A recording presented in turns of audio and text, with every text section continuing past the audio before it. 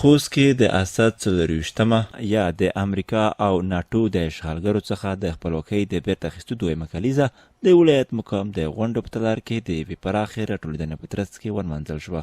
د تجلیل یادو مراسمو کې اماراتي مسؤلینو، دیني او جهادي شخصیتونو، قومي مخورو مشرانو، مدني فعالانو او د بېلابېلو ملي او محلي رسنیو خبریالانو برخه اخیستې وه. د خپل وینا پر مهال خوست مرستیال ولي ټول افغانان ملي وحدت او د افغانستان بیا رغونه ته راوبلل.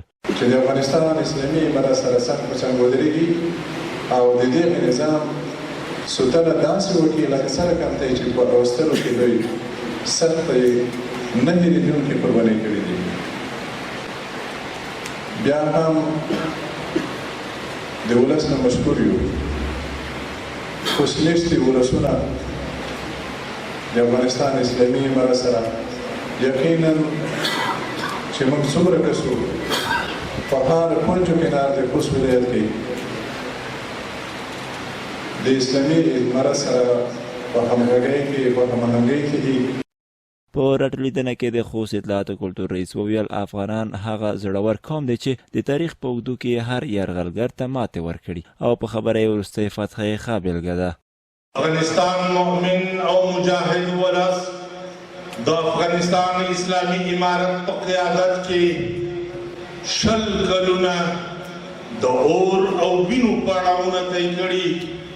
د هغې دپاره د بدن غوښې شیندلې، سرونه نذرانه کړي، د جلخانو او زندانونو هتکړۍ او زولنې شرنګولې، د مدرسو کتابونه جوماتونه یې پرېښولي او د جهاد سنګر ته یې دنګلي. د راټولېدنې په ترڅ کې ګڼ شمېر نورو ویناوالو په خپلو خبرو کې وویل چې اوس وخت دی رسېدلی چې شکر وباسو او د ټپي شوي هیواد او ولس رغونې ته کار وکړو. د ټولو خلکو نه غوښتنه دا ده چې الله رب العالمین فرمایي ولا تفرقوا، تاسې یعنی تفرق باتفاقي ما کوئ. او بالخصوص الحمدلله اوس خو دا اسلامي حکومت دی او په دې چې موږ ونه ګرځو چې دا جمهوریت دی، دا امارت دی. خو اما دې خبرې چې موږ خپله یو خو ازادي دی، دا لویه فتحه چې کومه دی وشوله، ازادي وساتو او دا ازادي په کم خلکو باندې بلکې د ټول ملت خلک دې ته چې کومه دی توجه وکړو چې موږ خپل ازادي وساتو. نو موږ دا غواړو چې د نن څومره ښه امنیت چې ده نو دې وجې نه د ټول افغانستان خلک یووالي ته راشي او مینه او ورورولي خپره کړي او د دې فرصت نه ګټه واخلي. د یادو پرتمینو مراسمو په ترڅ کې ویناوالو د مجاهدینو قربانۍ وستایلې او هممهال یې د شهداو روحونو ته دعاګانې وکړې.